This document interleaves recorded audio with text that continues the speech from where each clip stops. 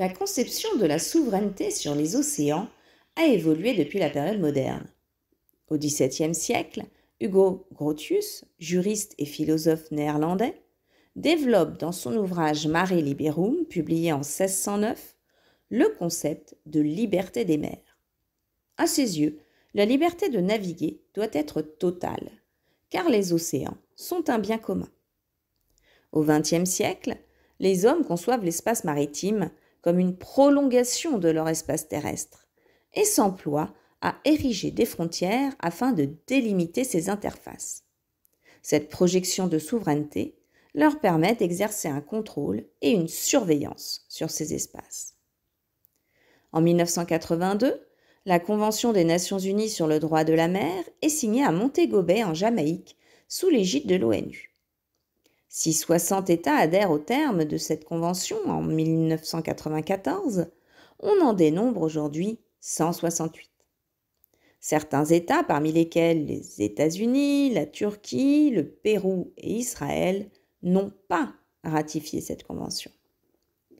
Cette convention met en place une territorialisation des espaces maritimes, c'est-à-dire l'appropriation de certains espaces maritimes par les États dans des buts géopolitiques et ou économiques. En effet, parmi les 320 articles de la Convention, figurent les articles en lien avec la création des zones économiques exclusives, ZEE. Une ZEE est une bande de mer ou d'océan située entre les eaux territoriales et les eaux internationales, sur laquelle un État dispose de l'exclusivité d'exploitation des ressources dans un rayon de 200 000 marins, soit 370 km à partir de la ligne de côte. La Convention prévoit l'extension possible de la ZEE d'un État par une extension jusqu'au début du plancher océanique, n'excédant pas 648 km à partir de la ligne de base. Une ZEE représente un outil de puissance. En effet, le contrôle d'une ZEE donne des droits, comme celui d'en exploiter les ressources, mais également des devoirs, parmi lesquels la préservation de l'environnement et les opérations de recherche et de secours en mer. En outre, la Convention proclame la liberté de circulation en haute mer. Les États-Unis sont à la tête de la plus vaste ZEE au monde, avec 11,3 millions de kilomètres carrés. La France se range à la deuxième place, avec 11 millions de kilomètres carrés, au travers de ses DROMCOM. Compte tenu des droits d'exploitation exclusifs des ressources qu'elles contiennent, les ZEE sont un enjeu géopolitique majeur pour de nombreux pays et une source de conflits pour leur contrôle. D'autant plus que toutes les limites des ZEE ne sont pas fixées.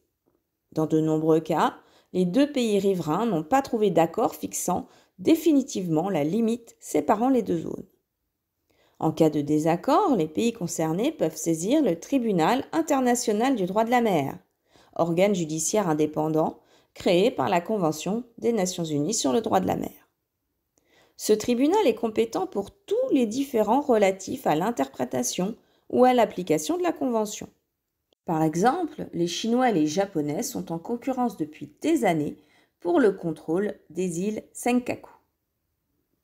On peut aussi citer les désaccords entre la France et l'Espagne. Les délimitations entre les ZEE de ces deux pays ne sont pas définies. En octobre 2012, la France délimite sa ZEE, tandis que l'Espagne fait de même en 2013. Néanmoins, ces deux ZEE se chevauchent sur plusieurs centaines de kilomètres carrés. De même, en mars 2014, le Parlement des Comores a autorisé la délivrance de permis d'exploration pétrolière sur une aire de 6000 km², empiétant sur le périmètre théorique de la ZEE de Mayotte.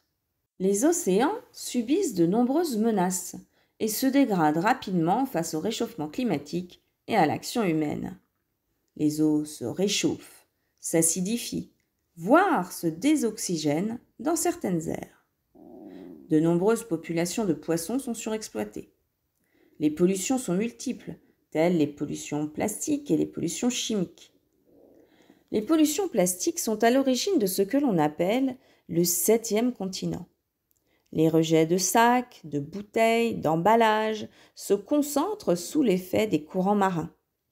Découvert en 1997, le 7e continent, situé au nord-est de l'océan Pacifique, atteint désormais une superficie équivalente à 3 fois celle de la France. D'autres amas de déchets sont formés sous l'action des gyres océaniques.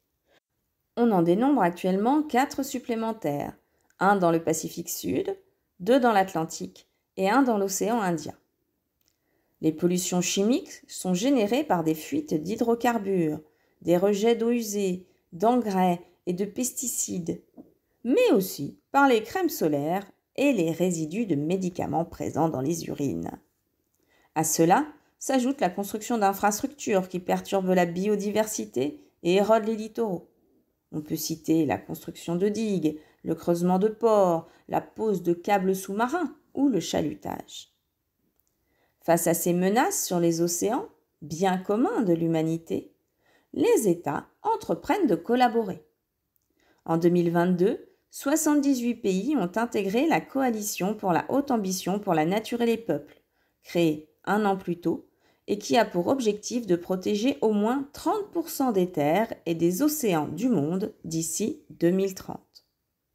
Ces 78 pays sont répartis sur tous les continents et représentent 28% des zones prioritaires de la biodiversité océanique et plus d'un tiers des réserves de carbone océanique.